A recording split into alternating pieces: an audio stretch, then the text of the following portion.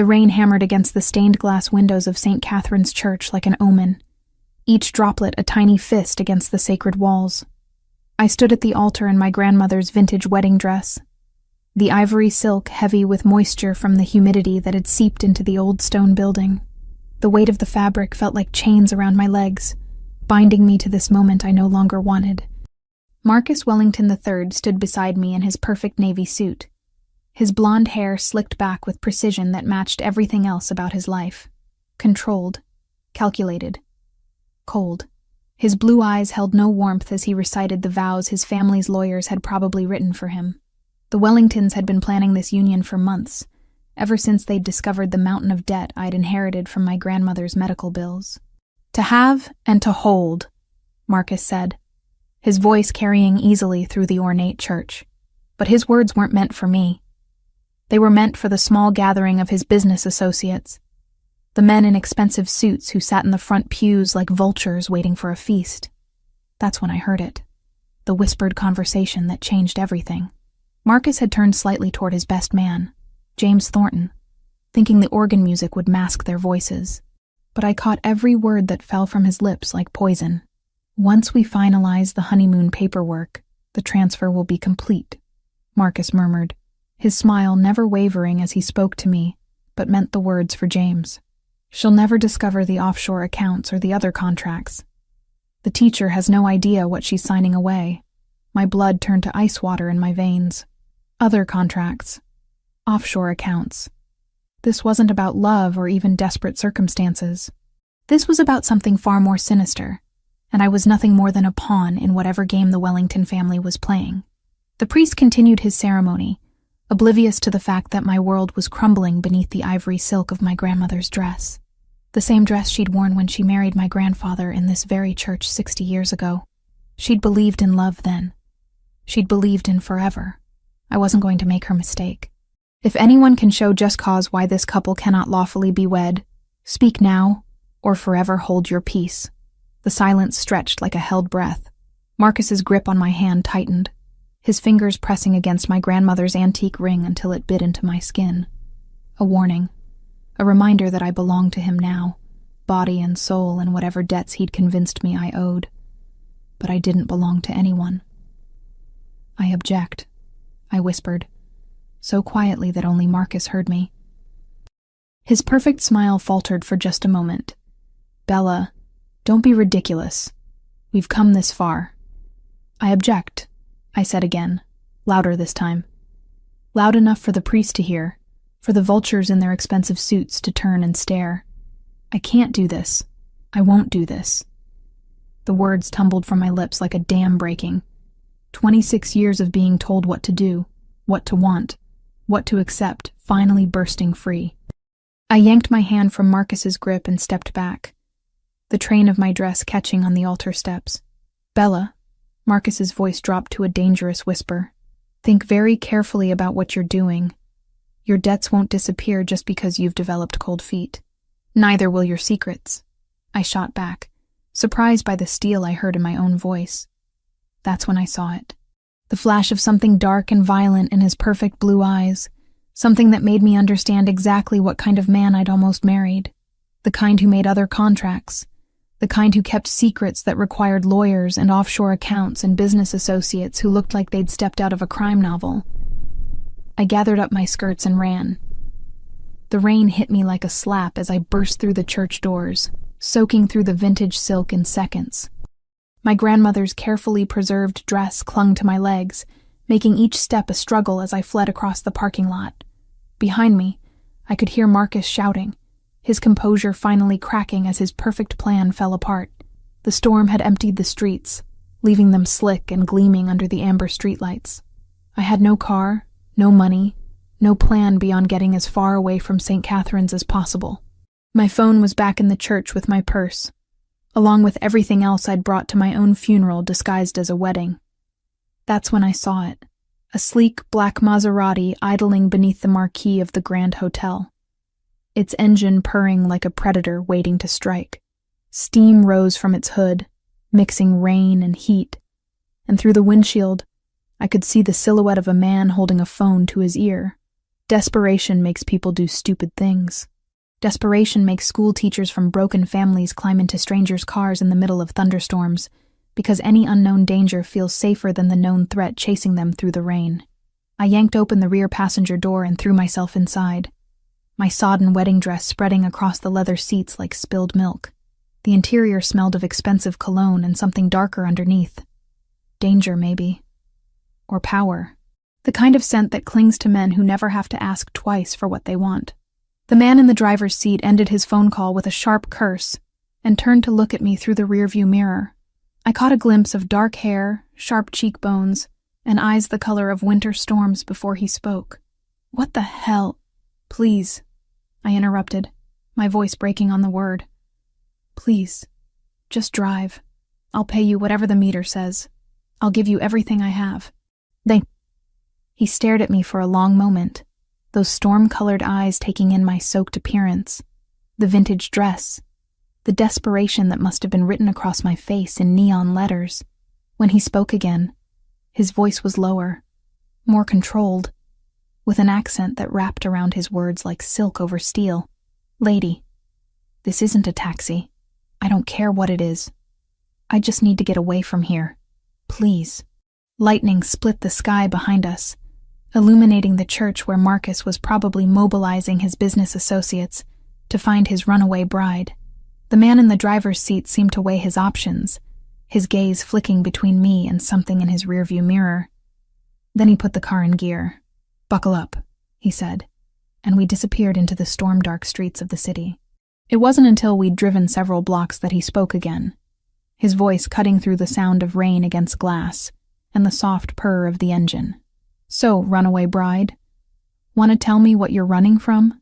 I met his eyes in the rearview mirror, those impossible storm-gray depths that seemed to see straight through me. My wedding. That much was obvious. A slight smile played at the corners of his mouth, visible even in profile. "What I'm curious about is what made you desperate enough to jump into a complete stranger's car. You wouldn't understand. Try me." Something in his voice made me believe he might actually understand the kind of desperation that drives a person to burn their entire life down in a single moment. So I told him about Marcus, about the whispered conversation, about the debts and the contracts and the feeling that I'd been nothing more than a signature on paperwork to the man I'd almost married. He listened without interruption, occasionally nodding or making a soft sound that might have been sympathy or understanding. When I finished, he was quiet for so long I thought he might not respond at all. Then he said the words that should have terrified me, but somehow didn't. "Lady, you just escaped your wedding and climbed into the car of the most dangerous man in this city." The wrought iron gates swung open like the jaws of some ancient beast, revealing a driveway that stretched through manicured gardens toward a mansion that shouldn't exist in the real world. I pressed my face to the rain-streaked window, watching as we climbed toward a structure that belonged in architectural magazines, or the fevered dreams of men with more money than morality. "What is this place?" I whispered, my breath fogging the glass. "Home," he said simply, as if that single word explained everything. The Maserati came to a stop beneath a covered portico, where men in dark suits materialized from shadows I hadn't noticed before. They moved with the fluid precision of dancers, but there was nothing graceful about the bulges beneath their jackets, or the way their eyes swept the surroundings with military alertness. My rescuer, my captor, I was beginning to realize, stepped out of the car and straightened to his full imposing height. In the soft lighting of the portico, I got my first clear look at him. 6'3" at least, with the kind of build that spoke of discipline and violence kept carefully in check.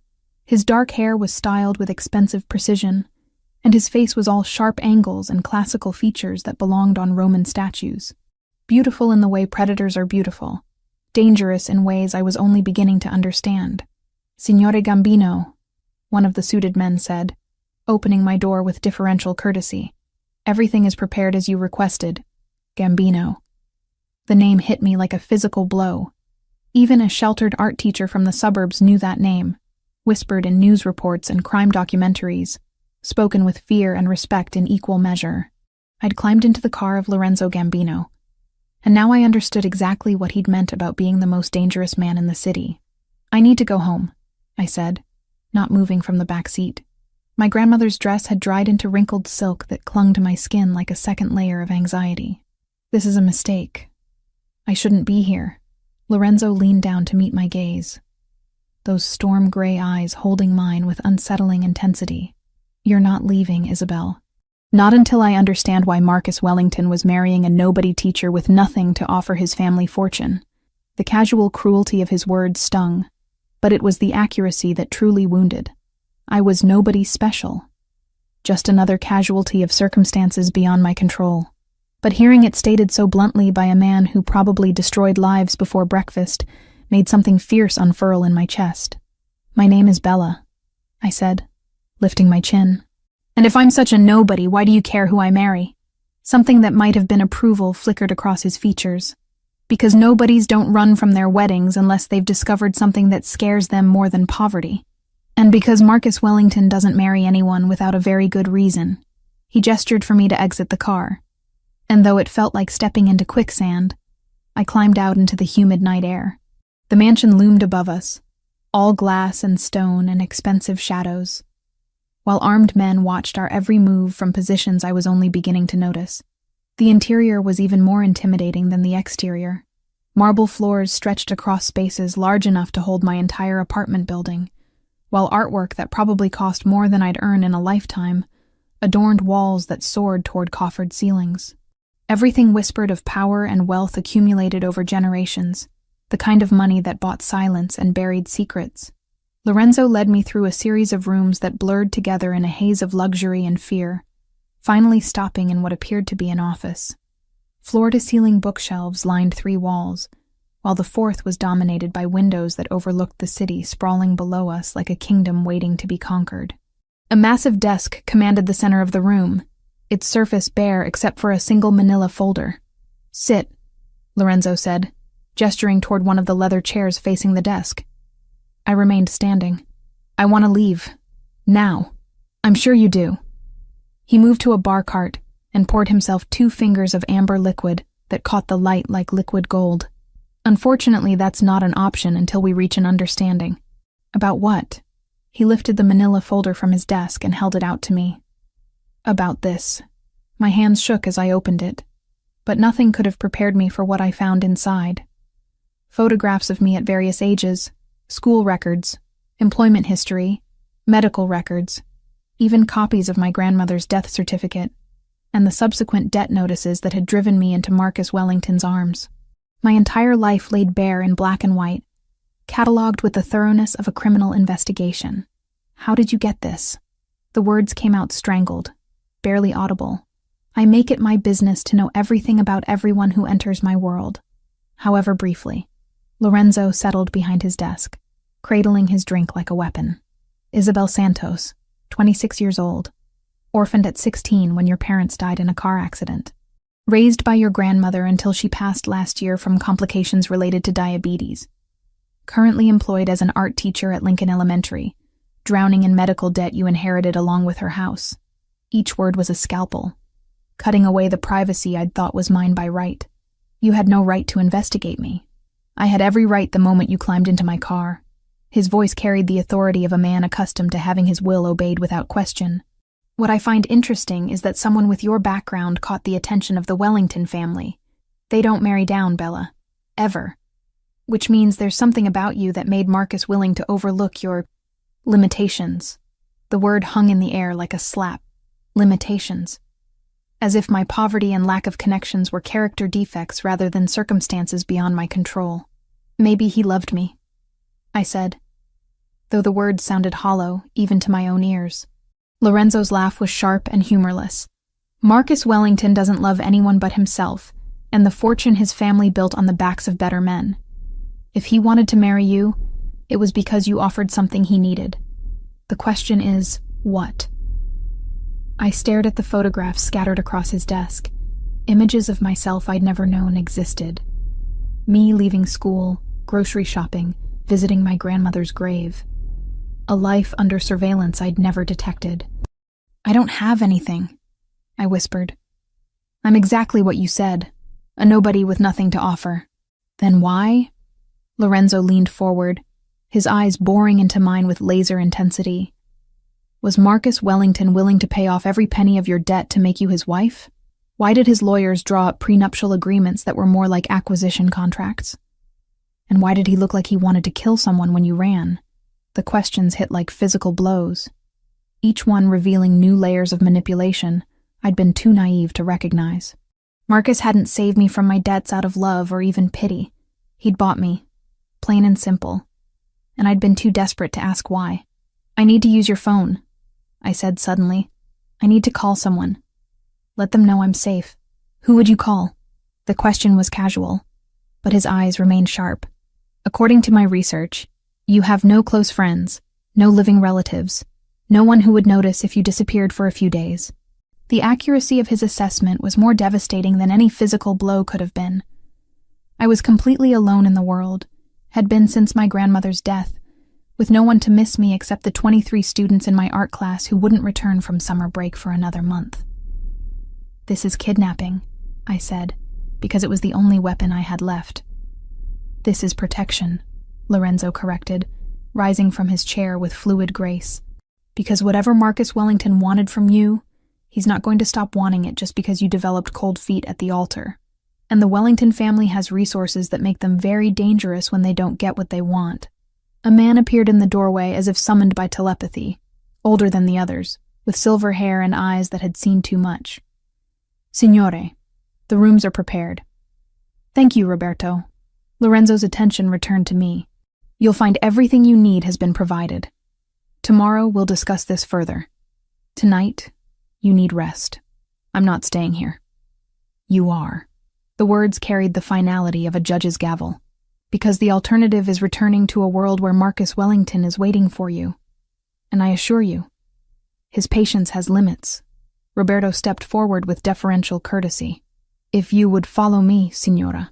I looked between the two men, seeing no escape in either direction. Lorenzo had made his position clear. I was his guest whether I wanted to be or not. And somewhere out in the storm-dark city, Marcus Wellington was probably discovering that his perfect plan had developed complications. Fine, I said, gathering the tattered remains of my dignity around me like armor. But this isn't over. Lorenzo's smile was sharp as a blade. No, Bella, it's just beginning. I woke in a bed that cost more than my annual salary, wrapped in Egyptian cotton sheets that felt like silk against my skin. For a moment, the opulence made me forget where I was and how I'd gotten here. Then reality crashed back like a physical blow, bringing with it the memory of storm-gray eyes and threats wrapped in silk. The suite Roberto had shown me to rivaled anything I'd seen in luxury hotel magazines. A sitting area with furniture that belonged in museums, a bathroom larger than my entire apartment, and a walk-in closet that had been mysteriously stocked with clothes in my exact size. Designer labels I recognized but had never been able to afford, hung in neat rows, from casual wear to evening gowns that probably cost more than my car. I'd slept in the vintage wedding dress out of sheer stubborn spite, letting the wrinkled silk serve as armor against whatever game Lorenzo Gambino was playing. But morning brought practical concerns, and the need for clean clothes eventually overrode my principles. A soft knock interrupted my internal debate about accepting his hospitality. Come in, I called, expecting Roberto or another servant. Instead, Lorenzo himself stepped through the door, carrying a silver tray laden with coffee and pastries that smelled like heaven. He'd changed from his storm-soaked clothes into a charcoal suit that emphasized the breadth of his shoulders and the dangerous grace of his movements. In the morning light streaming through the windows, he looked less like the mysterious savior from the night before and more like exactly what he was, a predator wearing civilization like an expensive mask. Sleep well? He asked, setting the tray on the sitting area's coffee table with movements that spoke of old-world manners drilled into him from birth, as well as anyone can when they're being held against their will. I remained by the windows, using distance as my only defense. You're not a prisoner, Bella. You're a guest under my protection. Guests can leave when they want to. That ghost of a smile played at the corners of his mouth. Not when leaving would get them killed. The casual mention of death sent ice through my veins, but I refused to let him see my fear. You're being dramatic. Am I? He moved to the windows, stopping close enough that I could smell his cologne. something expensive and masculine that made my pulse quicken despite every rational thought screaming warnings. Tell me, when was the last time you spoke to Marcus? Yesterday, at the church, when I ran. And you think he simply accepted your decision and moved on? The question hung in the air between us, heavy with implications I didn't want to consider. Marcus Wellington wasn't the type to accept rejection gracefully, especially not public humiliation in front of his business associates.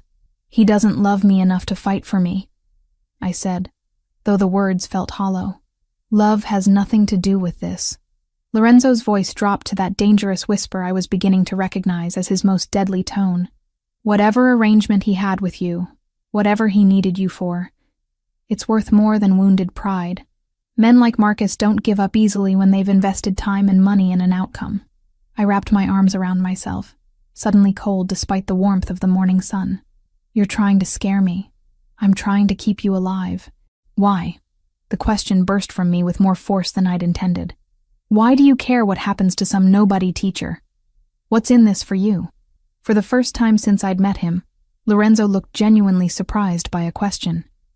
He studied my face as if I were a puzzle he couldn't quite solve, his storm-gray eyes searching for something I wasn't sure I wanted him to find. Maybe I don't like seeing innocents caught in crossfires they didn't create, he said finally. And maybe you're not telling me the whole truth. Truth is a luxury in my world, Bella. One that can get people killed. He moved away from the windows, and I found myself watching the fluid grace of his movements, the way his suit jacket couldn't quite hide the evidence of violence that had shaped his body. There were scars, I realized, seeing the way he favored his left shoulder almost imperceptibly. Eat something, he said, gesturing toward the tray he'd brought. We need to talk. I'm not hungry. You haven't eaten since yesterday morning. I can hear your stomach growling from here. Heat flooded my cheeks at the accuracy of his observation. My body was betraying me, responding to his presence and his care in ways my mind refused to accept. But the coffee smelled like salvation, and the pastries looked like they'd been crafted by angels. I perched on the edge of one of the silk-upholstered chairs, maintaining as much distance as possible while still reaching the coffee. The first sip was perfect, rich and strong with just enough cream to take the edge off. Exactly how I preferred it, though I'd never told him. How did you know? I asked. Know what? How I take my coffee. The clothes in the closet. My size, my style. How did you know all of that? Lorenzo settled into the chair across from me, cradling his own cup with hands that had probably killed men.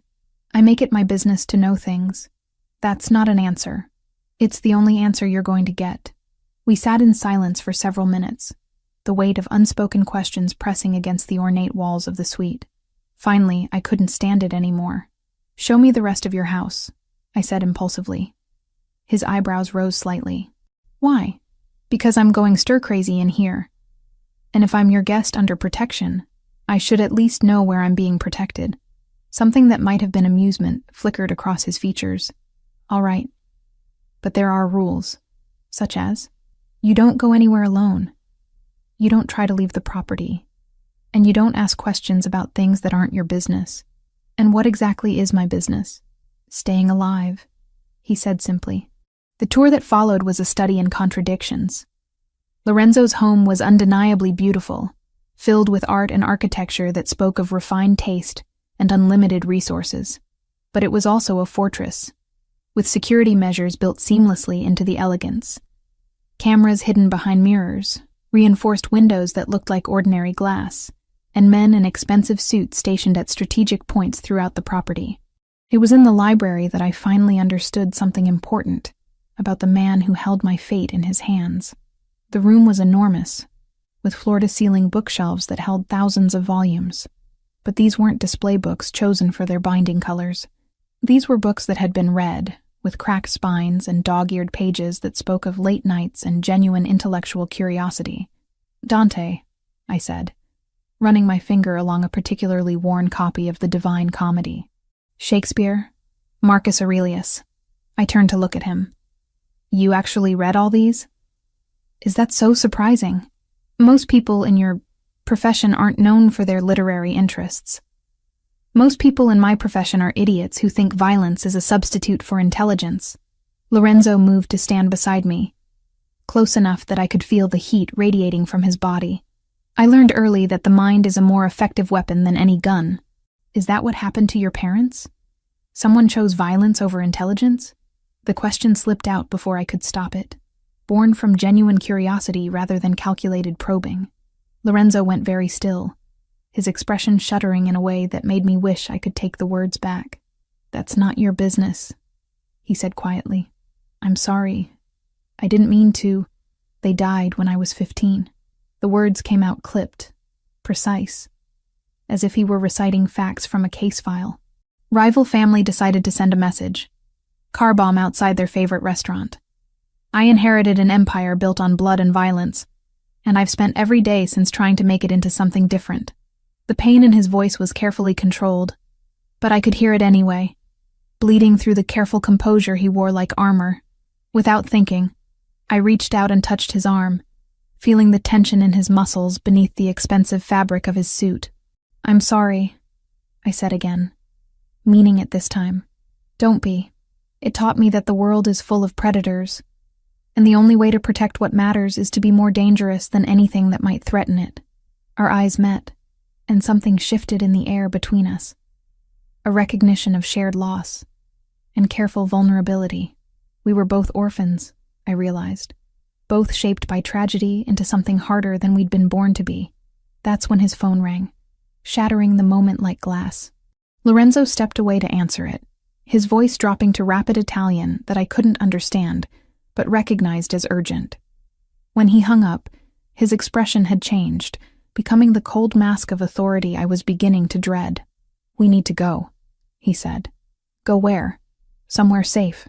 Marcus Wellington has mobilized his security team, and they're asking questions about a missing bride." The warehouse district at midnight looked like something from a noir film, all shadows and steam rising from storm drains in the humid summer air. Lorenzo had driven us here in a different car, a nondescript sedan that blended into the industrial landscape like camouflage. His hands gripped the steering wheel with controlled tension, those storm-gray eyes constantly checking the mirrors for signs of pursuit. "Stay in the car," he said, as we pulled into the loading dock of a seemingly abandoned building. "Whatever happens, don't get out." "What's going on? Why are we here?" Before he could answer, his phone buzzed with a message that made his jaw clench. He showed me the screen and my blood turned to ice water. It was a photograph of my best friend Sarah, bound to a chair in what looked like an empty office, her eyes wide with terror above a strip of silver tape covering her mouth.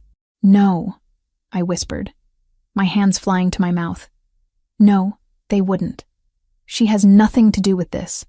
Vincent Torino disagrees. Lorenzo's voice was deadly calm, but I could see the fury burning behind his controlled facade. "He's Marcus Wellington's business partner, and he has your friend. The message is simple. You for her. Then let's go. I'll trade myself. Sarah doesn't deserve this." "Like hell you will." The vehemence in his voice surprised me. "This isn't just about Marcus anymore, Bella.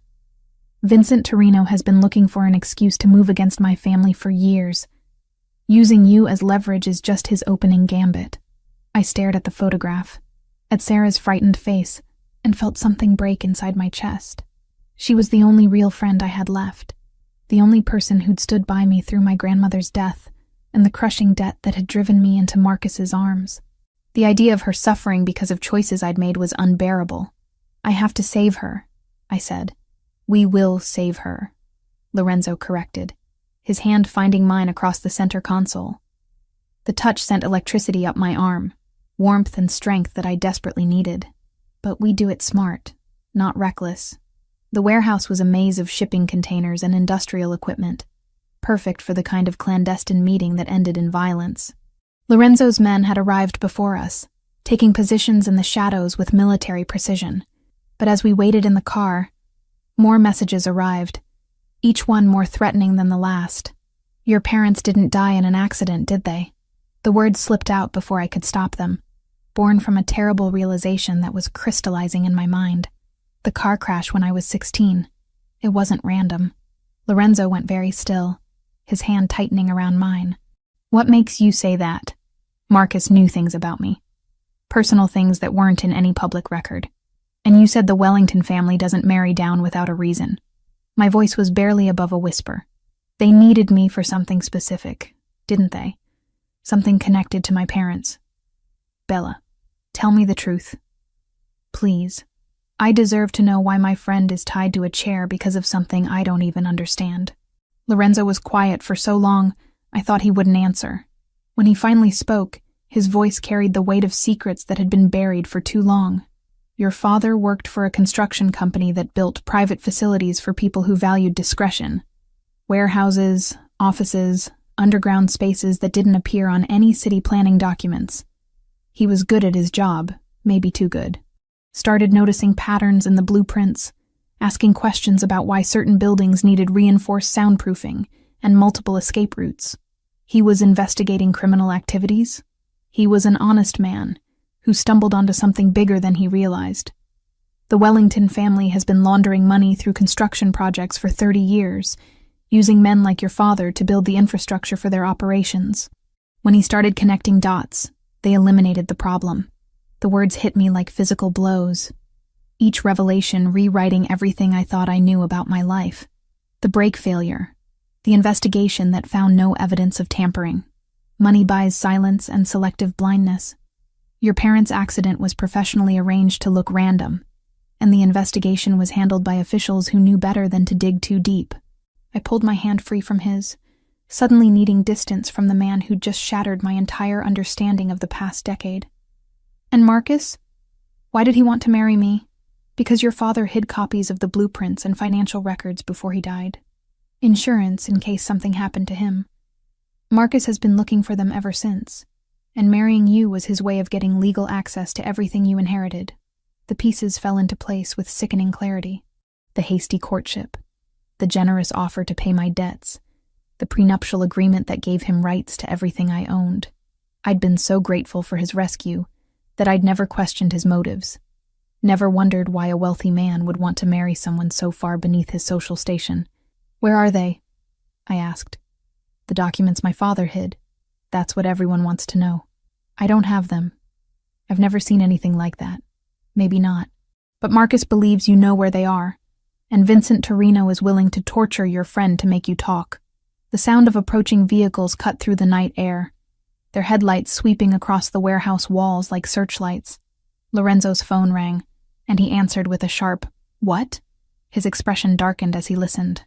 "How many?" "All right. Move to positions 2 and 3. And remember, the girl stays alive no matter what." He ended the call and looked at me with something that might have been apology in his storm-gray eyes. "They brought more men than we expected. This is going to get ugly fast. I don't care. I won't let Sarah die because of me. And I won't let you walk into a trap that gets you both killed." Lorenzo cupped my face in his hands, his thumbs brushing across my cheekbones with surprising gentleness. "Trust me, Bella. Let me handle this." "Why should I trust you? You've kidnapped me, investigated my life without permission, and now you're telling me everything I believed about my parents was a lie. Because despite all of that, I'm the only person in this godforsaken city who gives a damn whether you live or die." Before I could respond, he leaned forward and kissed me. It wasn't gentle or tentative, but fierce and desperate, as if he were trying to transfer some essential part of himself to me through the connection of our mouths. I should have pushed him away, should have been thinking about Sarah and the danger we were walking into. Instead, I found myself kissing him back with equal intensity, my hands fisting in the fabric of his shirt as if I could anchor myself to him against the storm that was threatening to destroy everything I thought I knew. When we finally broke apart, both breathing hard, the warehouse district around us had erupted into chaos. Gunfire echoed off the concrete walls, and the air filled with the acrid smell of smoke and violence. Lorenzo's men were already in motion, shadows moving with deadly purpose through the maze of containers and equipment. "Stay down," Lorenzo ordered, checking the weapon he'd pulled from beneath his jacket. "No matter what happens, don't try to be a hero." But as he prepared to step into the gunfight that would determine whether any of us lived to see morning, I realized that heroes weren't born from safety and comfort. They were forged in moments like this, when the choice between courage and cowardice meant the difference between losing everything and fighting for the people you couldn't bear to lose. "Lorenzo," I called as he reached for the door handle. "Be careful." His smile was sharp as a blade, beautiful and terrible in the reflected glow of muzzle flashes. "Careful is what got us into this mess, Angel. Time to be dangerous." Then he was gone, disappearing into the warehouse where Sarah's life hung in the balance and the truth about my parents' death waited to be written in blood and gunpowder on the concrete floors of Vincent Torino's choosing. The gunfight lasted 23 minutes. I counted every second while crouched in the back seat of Lorenzo's sedan, my grandmother's voice echoing in my memory with words I hadn't thought about in years. "If something happens to me, mija, remember where the butterfly lands when the sun sets." She always knew the important places. At the time, I'd thought she was talking about her garden, about the painted lady butterflies that visited her sunflowers every evening. But as bullets shattered warehouse windows and men shouted orders in multiple languages, a different memory surfaced. The butterfly painting she'd commissioned for my 16th birthday, hanging in her bedroom where the afternoon light hit it just right. Behind that painting, she'd said there was a special place where important things were kept safe. When the silence finally came, it was more terrifying than the chaos that preceded it. Lorenzo emerged from the warehouse carrying Sarah, who was conscious but shaking, her wrists raw from rope burns, and her eyes holding the kind of trauma that would take years to heal. Behind him came his men, supporting a figure I recognized as Vincent Torino, alive, but clearly defeated. "Is she all right?"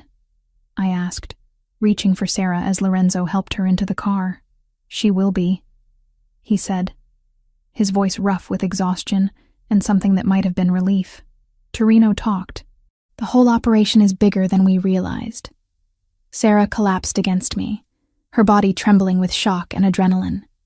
"Bella," she whispered, her voice hoarse from screaming. "They kept asking about your grandmother, about things she might have left you. They said your parents hid something important." The pieces clicked into place with crystalline clarity. My grandmother hadn't been rambling about butterflies and gardens. She'd been giving me a clue, a way to find whatever my father had hidden before he died. And now that Sarah was safe, I had a choice to make. "I need to go home," I told Lorenzo. "To my grandmother's house. Like hell. Marcus Wellington is probably watching every property connected to you. Then we'll have to be smarter than him." I met his storm gray eyes, seeing my own determination reflected there. "The documents my father hid. I think I know where they are." Lorenzo studied my face for a long moment, weighing risks against potential rewards. Finally, he nodded. "We do this my way. Full security, complete surveillance sweep, and you don't touch anything until I'm certain it's safe." The drive to my grandmother's house took us through neighborhoods I'd avoided since her funeral, past the small clinic where she'd received her dialysis treatments, and the church where I'd said goodbye to her 6 months ago. The house looked smaller than I remembered, a modest 2-bedroom bungalow with a front garden that had grown wild without her careful tending. Lorenzo's security team arrived first, sweeping the interior for surveillance devices or booby traps, while I waited in the car with Sarah, who'd finally stopped shaking but still flinched at sudden noises. The irony wasn't lost on me that I was returning to my childhood home as the unwilling guest of a man who'd probably killed more people than I'd ever met. "Clear," Roberto's voice crackled through Lorenzo's radio. "But there are signs someone else has been here recently. Windows forced, furniture moved, papers scattered." Marcus had already searched the house. The realization sent ice through my veins, followed by a surge of anger that surprised me with its intensity. This was my grandmother's sanctuary, the place where she'd taught me to paint and cook, and believe that art could make the world beautiful despite its cruelties.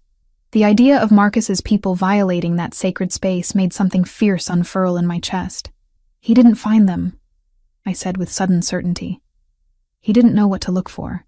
The butterfly painting hung exactly where I remembered, in my grandmother's bedroom facing the window where the afternoon sun created patterns on the faded wallpaper. But now I noticed what I'd missed as a teenager. The frame was slightly larger than the canvas, creating a narrow space between the painting and the backing. "Help me take this down," I told Lorenzo, reaching for the corners of the frame. Together, we lifted the painting from its hook and laid it face down on the bed. The backing was held in place with small metal clips, and when we removed them, A manila envelope fell onto the bedspread like a secret finally ready to be revealed. Inside were blueprints, financial records, and photographs that painted a picture of corruption stretching back decades.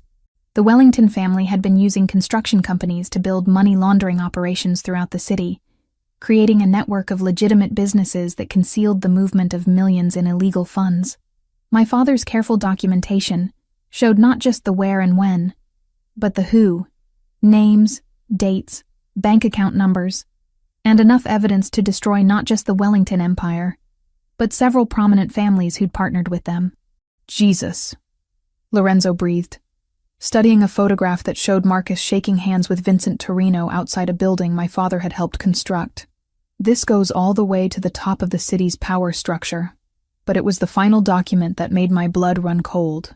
A contract dated 3 days after my parents' funeral, signed by Marcus Wellington and transferring ownership of several construction projects to shell companies controlled by offshore accounts. The signature line at the bottom bore my name, forged in my 16-year-old handwriting, giving legal weight to transfers I'd never authorized. He's been using my identity for a decade, I whispered, the magnitude of the betrayal finally sinking in.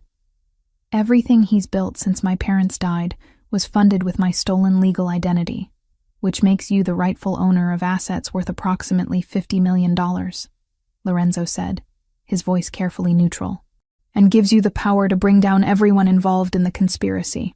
The weight of that knowledge settled on my shoulders like lead. I wasn't just a runaway bride anymore. I was the key to unraveling a criminal empire that had cost my parents their lives and shaped the last 10 years of my existence. But with that power came a target painted on my back that wouldn't disappear, just because I wanted to return to my quiet life as an art teacher. I can't go to the police, I said, understanding flooding through me. If this corruption goes as high as these documents suggest, there's no one I can trust. No, Lorenzo agreed. There isn't. What about the FBI? Federal investigators who aren't connected to the local power structure? Lorenzo was quiet for a moment, studying the financial records with an expression I couldn't read. When he looked up, something had changed in his eyes. A coldness that made me remember exactly who I was dealing with. We need to get out of here, he said, gathering the documents with urgent efficiency. Now, what's wrong? I recognize some of these bank account numbers. They're not just laundering money for the Wellington family. His voice carried a deadly calm that sent shivers down my spine. They're funding operations that compete directly with mine. Vincent Torino wasn't just Marcus's partner. He was building a war chest to destroy my family. The sound of approaching vehicles cut through the evening air, their engines growing louder as they turned onto my grandmother's quiet street. Lorenzo moved to the window, his body language shifting into the predatory alertness I'd seen at the warehouse. 4 cars, maybe more, he said, reaching for the weapon beneath his jacket. Marcus brought backup this time. The back door? I suggested, clutching the manila envelope against my chest like armor. Probably covered. Lorenzo's phone buzzed with a message that made his jaw clench. They want to negotiate. They'll trade Sarah's continued safety for you and the documents. The words hit me like a physical blow. I thought Sarah was safe. You said... I said we rescued her from the warehouse. I didn't say Torino's people don't have more resources. Lorenzo met my eyes, and I saw something that might have been regret in their storm-gray depths. This is bigger than either of us realized, Bella. And now you have to choose. Trust me completely, or watch everyone you care about pay the price for your father's honesty. Outside, car doors slammed and male voices called orders in the growing darkness. The butterfly painting lay forgotten on my grandmother's bed, its bright wings no longer able to guide me toward safety. I was 26 years old, orphaned twice over, and holding documents that could either save me or get me killed, depending on who I chose to trust with the truth my father had died protecting.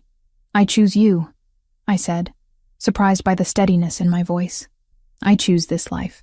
The safe house was a penthouse apartment in the financial district, sterile and anonymous as a hotel room, with floor-to-ceiling windows that offered a panoramic view of the city's glittering arteries. We'd escaped my grandmother's house through a series of moves that felt choreographed. Lorenzo's security team creating diversions while we slipped out the back and through a neighbor's yard to a waiting motorcycle that carried us through the night like shadows fleeing the light. Sarah was safe, relocated to a secure facility under federal protection after Lorenzo made a call that demonstrated connections I was still learning to understand. The documents from my father's hiding place lay spread across the penthouse's dining table, like evidence in a war crimes tribunal, each page revealing new layers of corruption that stretched through the city's power structure like cancer through healthy tissue. "The bank account numbers," I said, tracing my finger along a column of figures that had been haunting me since we'd fled. "You said you recognized them. What did you mean?" Lorenzo stood silhouetted against the windows, his white shirt gleaming in the reflected light of the city below. He'd discarded his jacket and tie somewhere during our escape, and the casual attire made him look younger, more vulnerable. But when he turned to face me, his storm-gray eyes held depths I was still learning to navigate. "For the past 3 years, someone has been systematically undermining my business operations." "Legitimate operations," he emphasized, perhaps seeing the skepticism on my face. "Construction contracts canceled, import licenses revoked, city permits mysteriously delayed. I thought it was normal business competition until my accountant started tracking the money trail. It led back to these accounts. Some of them."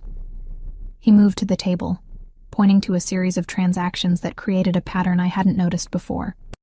Vincent Torino was using laundered Wellington money to bribe officials, judges, anyone who could make my life difficult without resorting to outright violence. The revelation shifted my understanding of the entire conspiracy. This wasn't just about hiding illegal profits. It was economic warfare disguised as legitimate business practices. They were trying to force you back into purely criminal activities. Exactly. Make it impossible for me to operate legally, and I'd have no choice but to return to the old ways. Drug trafficking, weapons smuggling, human trafficking, the kind of business that generates massive profits, but requires constant violence to maintain. "But you didn't take the bait." Lorenzo's smile was sharp as broken glass. "I've spent 8 years building something different. My father's generation ruled through fear and bloodshed. But that model doesn't scale in the modern world. Real power comes from being indispensable to the legitimate economy, not from being its enemy." I studied the financial records with new understanding, seeing how the Wellington family had been working to destroy Lorenzo's transformation from crime lord to business mogul. They needed you to be a monster so they could position themselves as the civilized alternative, while secretly being far worse monsters than I ever was. The weight of that truth settled between us. Marcus Wellington, with his perfect manners and country club connections, had been orchestrating criminal activities that made traditional organized crime look like amateur hour. The realization that I'd almost married him, almost given him legal access to the evidence that could destroy him, made my skin crawl with revulsion. "There's something else," Lorenzo said, his voice dropping to that dangerous whisper I'd learned to associate with revelations that changed everything. "The documents show payments to federal agents, specific amounts on specific dates. Your father wasn't just tracking local corruption. He'd identified federal investigators who were taking money to look the other way." My heart stopped. The FBI agents I was going to contact? At least 3 of them are on Torino's payroll.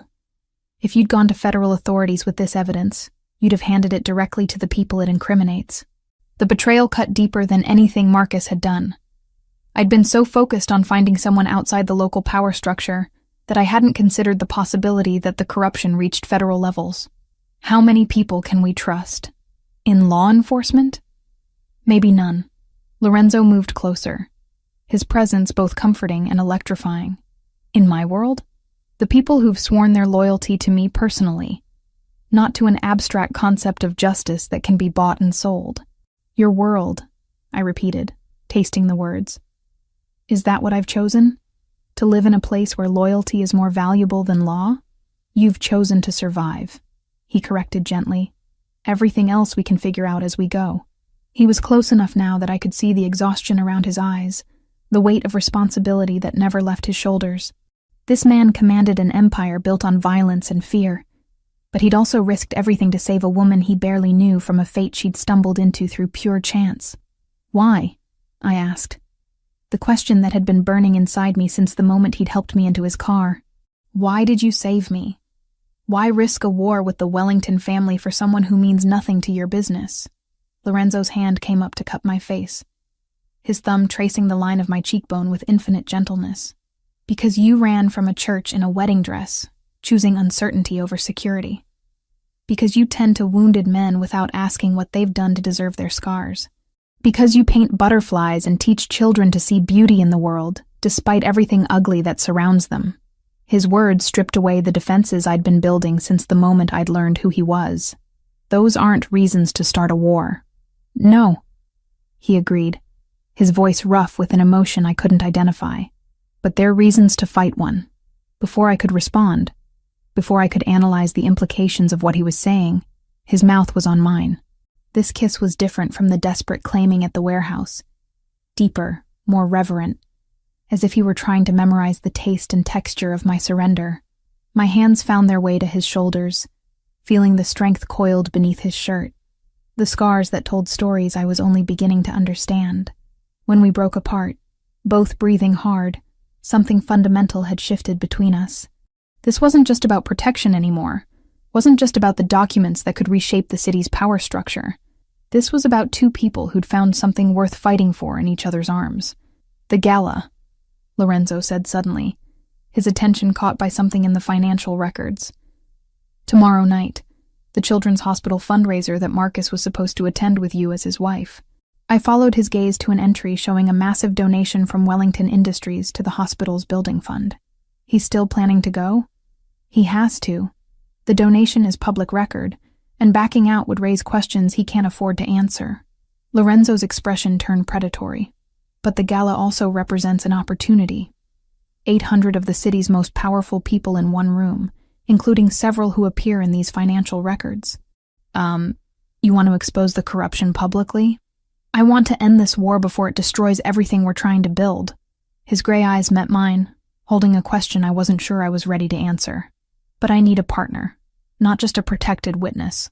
Someone who understands what's at stake and is willing to see this through to the end. The penthouse fell silent, except for the distant hum of city traffic far below. Through the windows, dawn was beginning to touch the eastern sky with fingers of gold and pink. In a few hours, the city would wake to another day of routine corruption and accepted lies. But I held the power to change that, to honor my parents' sacrifice by finishing what they'd started. What do you need me to do? I asked. Lorenzo's smile was fierce and beautiful and terrible. I need you to walk into that gala as my partner and help me burn their empire to the ground. And after? When the smoke clears and the corruption is exposed? After, he said, pulling me against him as the first light of dawn painted the city in shades of hope and possibility. We build something better from the ashes. The Grand Metropolitan Hotel sparkled like a jeweled crown against the night sky, its ballroom transformed into a wonderland of crystal chandeliers and champagne fountains for the Children's Hospital Gala. 800 of the city's elite mingled beneath soaring ceilings painted with cherubs and clouds, their designer gowns and perfectly tailored tuxedos creating a sea of expensive elegance that masked the rot beneath. I stood at Lorenzo's side in a midnight blue gown that cost more than my annual teaching salary, feeling like an imposter among these titans of industry and politics. But the weight of the documents in my purse, copies of the evidence that would destroy half the people in this room, reminded me that I belonged here more than any of them realized. I wasn't just Lorenzo Gambino's date for the evening. I was Justice wearing Valentino and carrying a metaphorical sword. Breathe, Lorenzo murmured against my ear, his hand warm and steady at the small of my back. He looked devastating in his black tuxedo, every inch the sophisticated businessman, but I could feel the coiled violence beneath his polished exterior. Remember, we're here to make an announcement, not start a massacre. Easy for you to say. You weren't supposed to marry into this world of corruption. No. I was born into something far worse and chose to make it better. His gray eyes found mine, holding steady despite the chaos we were about to unleash. Tonight we finish what your parents started. Across the ballroom, Marcus Wellington held court near the silent auction tables, his blonde hair perfectly styled and his smile as sharp as a razor blade. He'd brought a different date, some senator's daughter with empty eyes and a practiced laugh. But his attention kept drifting through the crowd as if searching for something he'd lost. When his gaze finally found mine, the hatred that flashed across his features was so intense, it nearly made me step backward. He knows, I whispered to Lorenzo. Good. Let him sweat while we set the stage. The evening's program began with speeches from hospital administrators thanking donors for their generosity. But I barely heard the words, too focused on watching the faces in the crowd, identifying the men and women whose names appeared in my father's financial records. City councilmen who'd voted to approve construction projects in exchange for briefcases full of cash. Federal judges who'd dismissed cases against Wellington Industries despite overwhelming evidence of wrongdoing. Police commissioners who'd looked the other way while crimes were committed in broad daylight.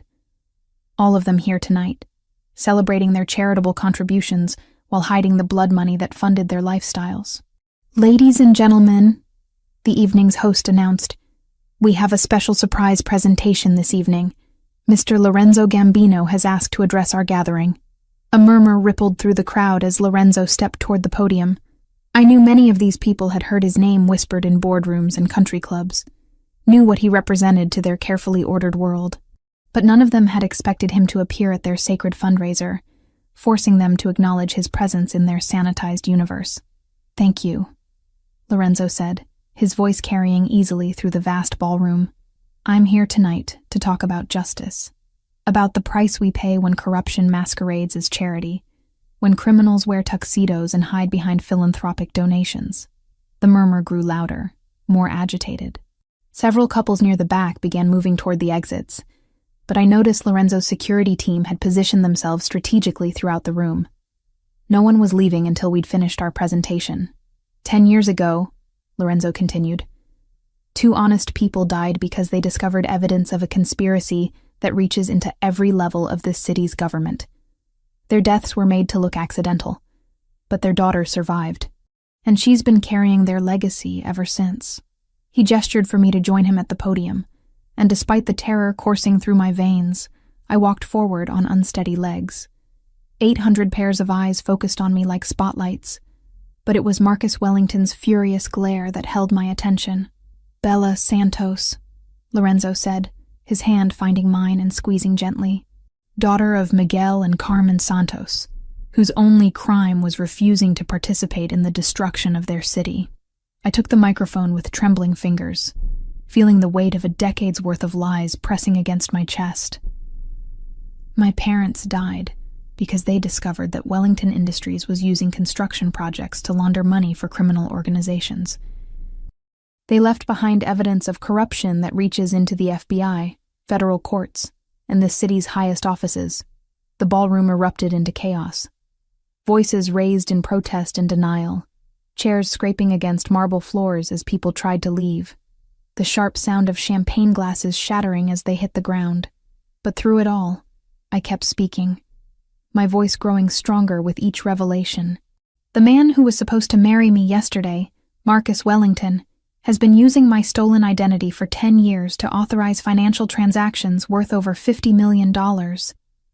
Money laundered through children's charities, hospital donations, and construction projects that created safe houses for human traffickers. You lying bitch.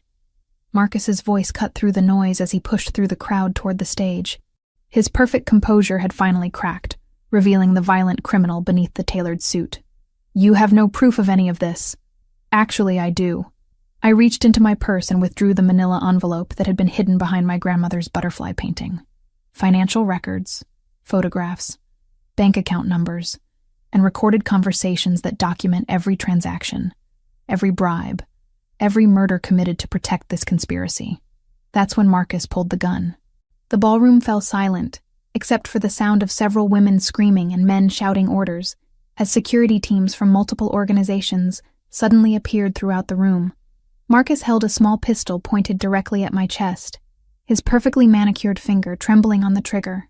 You should have married me when you had the chance, he said, his voice carrying clearly in the sudden stillness. Should have kept your mouth shut and played your part like a good little wife. Like my mother should have kept her mouth shut, I shot back, surprising myself with my steadiness. Like my father should have ignored the evidence of your family's crimes? Your parents were collateral damage in a business dispute. Nothing personal. Everything about this is personal. Lorenzo stepped between Marcus and me, his movements fluid despite the weapon trained on us. You made it personal when you decided to use her parents' deaths to steal her identity. When you tortured her best friend to find documents you had no right to possess. Stand down, Gambino, Marcus snarled. This doesn't concern your organization. It concerns me when someone threatens what's mine. The possessive claim should have bothered me, should have triggered my independent streak and feminist principles. Instead, it sent heat flooding through my body, a primitive recognition that this dangerous man was willing to die protecting me from the monsters who destroyed my family. Vincent Torino is already in federal custody, I announced, watching Marcus's face go pale, along with the bank records that show exactly how much money he paid federal agents to cover up your family's crimes. The corruption stops tonight. You naive little girl. Marcus laughed, but the sound was desperate rather than amused. You think exposing this will change anything? There are a dozen other operations ready to take Wellington Industries' place. The system is bigger than any one family. Maybe, Lorenzo said calmly. But every system has weak points, and you've just become one of them. The shot came from behind Marcus, not from his gun. Vincent Torino had somehow escaped federal custody and made his way into the ballroom, his own weapon drawn and pointed at the man who'd betrayed him. Marcus spun around, his pistol tracking toward this new threat. And in that moment of distraction, Lorenzo moved. The fight lasted perhaps 30 seconds, but it felt like hours. Lorenzo's training was evident in every economical movement as he disarmed Marcus and sent him crashing into the silent auction tables. Torino fired twice more, the bullets shattering champagne bottles and sending guests diving for cover behind overturned tables. I didn't think, didn't plan, didn't consider the consequences. When I saw Torino taking aim at Lorenzo's back while he fought with Marcus, I grabbed the nearest heavy object, a crystal champagne bucket, and threw it with all the strength my grandmother had built into my arms through years of painting and sculpting. The impact sent Torino staggering backward, his shot going wide. Lorenzo finished the fight with Marcus and spun to face this new threat. But Torino was already falling, his head striking the marble floor with a sound that would haunt my dreams for years. In the sudden silence that followed, sirens wailed in the distance. Not just police, but federal agents who'd finally received clean intelligence about the corruption in their own ranks. The guests who remained in the ballroom stood frozen, waiting to see who would survive the collapse of their carefully constructed world of lies. It's over, I said, looking around at the faces of men and women who'd spent decades hiding behind charitable donations and political connections. All of it. The files are already in the hands of federal prosecutors who aren't on your payroll.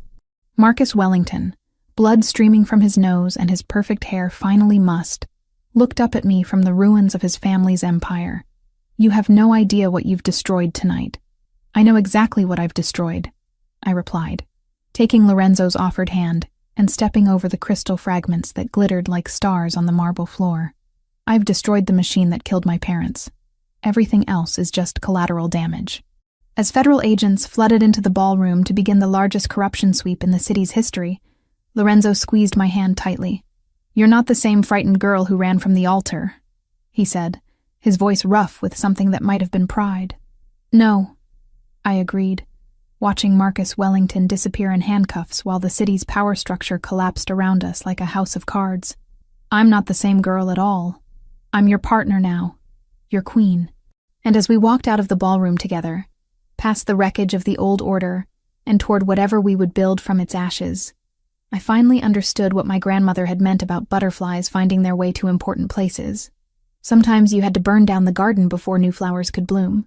6 months later, the Tuscan vineyard stretched across rolling hills like something painted by Renaissance masters, rows of grapevines creating geometric patterns against the golden afternoon light. From the terrace of our villa, I could see workers moving between the vines, their voices carrying on the warm breeze as they prepared for the evening harvest. It was impossibly beautiful, impossibly peaceful, and impossibly far from the woman I'd been just half a year ago. You're thinking too loudly again, Lorenzo said, emerging from the villa with 2 glasses of wine, and that knowing smile I'd learned to both love and fear. He'd traded his severe business suits for linen pants and white shirts that emphasized the bronze his skin had acquired under the Italian sun. but his eyes still held depth that spoke of controlled violence held in careful check. "I was thinking about how strange it is to own a vineyard," I said, accepting the glass he offered. The wine was from our own grapes, pressed from vines that had been growing on this land for centuries. Our land now, part of the empire we'd built from the ashes of the Wellington conspiracy. 6 months ago, I was a teacher drowning in debt. Now I'm an international businesswoman with holdings in 3 countries. You're much more than that. Lorenzo settled beside me on the stone bench, his shoulder warm against mine. You're the woman who brought down the most powerful criminal organization on the East Coast. You're the architect of the Santos Foundation for Children's Education. You're my partner in every sense of the word. The Santos Foundation had been my idea, a way to honor my parents' memory while ensuring that the $50 million we'd recovered from Marcus Wellington's illegal activities went toward something meaningful. We'd established schools in underserved communities, art programs for at-risk youth, and scholarship funds for children who'd lost their parents to violence. It wasn't enough to bring back the people who'd died because of the Wellington family's greed, but it was a start toward healing the wounds they'd inflicted. "Sometimes I still can't believe it worked," I said, watching the sun begin its descent toward the horizon, "that we actually managed to expose all of them. Marcus Wellington is serving life in federal prison. Vincent Torino died trying to escape justice. 17 federal agents, 12 judges, and 43 city officials have been convicted on corruption charges." Lorenzo's voice carried satisfaction mixed with something darker. "The old system is broken beyond repair, and we built something better in its place. We're still building it. The transformation hadn't been easy or quick. The exposure of the Wellington conspiracy had sent shockwaves through the city's power structure, creating a vacuum that could have been filled by even worse predators. But Lorenzo had been preparing for this opportunity for years, positioning his legitimate businesses to step into the void left by the corrupt organizations we'd destroyed. Gambino Industries now controlled construction, shipping, and real estate development throughout the metropolitan area, but it operated with transparency that would have been unthinkable in his father's generation. Every contract was public record, every transaction scrutinized by independent auditors, every employee protected by labor agreements that set industry standards for workers' rights. "Roberto called while you were painting," Lorenzo said, referring to his second-in-command who'd remained in the city to oversee operations. "The waterfront development project has been approved by the new city council. Groundbreaking starts next month. That's the housing project for displaced families? Mixed-income housing, community center, medical clinic, and educational facilities. Everything we talked about." His arm came around my shoulders, pulling me closer against his warmth. "Your design for the Children's Art Center was approved unanimously." Heat flooded my cheeks at the compliment. I'd never stopped painting, even as my life transformed beyond recognition. But now my art served a different purpose, creating spaces where children could find beauty and hope, despite the darkness that might surround them. The portfolio Lorenzo had commissioned for the waterfront project was some of my best work. Architectural sketches infused with the kind of optimism I'd never thought possible in my old life. "There's something else Roberto mentioned," Lorenzo continued, his voice dropping to that careful tone I'd learned to recognize as significant. "A marriage proposal." My heart stopped for a moment before I realized he was talking about business, not us. "From who?" "The Romano family in Chicago. They want to formalize an alliance through a marriage between their daughter and one of my cousins. And I told them the era of arranged marriages ended with my generation. If my cousin wants to marry their daughter, he'll court her properly and ask for her consent, not her father's permission." The casual rejection of old-world traditions spoke to how much Lorenzo had changed from the man who'd first commanded my presence in his car. Power hadn't softened him, but love had made him more human. The fierce protector who'd saved me from Marcus Wellington had evolved into a partner who valued my opinions and honored my independence, even as we built a life together. "Speaking of marriage proposals," he said, and this time his voice held something that made my pulse quicken. I turned to look at him, seeing something in his storm-gray eyes that I'd never seen before. Vulnerability mixed with hope, fear combined with determination. He reached into his pocket and withdrew a small velvet box that caught the afternoon light like a promise.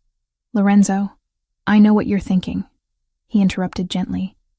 "We've been through too much, changed too much to rush into anything traditional. But I also know that every morning I wake up grateful that you chose to trust me instead of running from me. Every night I fall asleep, knowing that I'd burn down the world before I'd let anyone hurt you." He opened the box to reveal a ring that took my breath away. Not a traditional diamond, but a sapphire the color of storm clouds surrounded by smaller stones that caught the light like stars. It was beautiful and unusual, and perfectly suited to the unconventional love story we'd written together. "This isn't about ownership or control or any of the reasons people in my world usually marry," Lorenzo continued. "This is about choosing each other, every day, for the rest of our lives. About building something beautiful together, from the foundation of trust we've created." I stared at the ring, at the man offering it, at the life spread before us like a golden path toward an uncertain but hopeful future. 6 months ago, I'd been a runaway bride fleeing from a man who'd seen me as nothing more than a signature on paperwork. Now I was being asked to marry someone who'd seen me at my weakest and helped me discover strengths I'd never known I possessed. "Yes," I said, the word emerging as naturally as breathing. "Yes, I'll marry you. I'll build this life with you. I'll be your partner in everything." The ring slid onto my finger like it had been made for me, which I suspected it had been. Lorenzo had probably been planning this proposal for weeks, studying my preferences and commissioning something unique to our story. The thought made me laugh, a sound of pure joy that echoed across the vineyard. "What's so funny?" he asked, though he was smiling too. "I was just thinking about how this all started.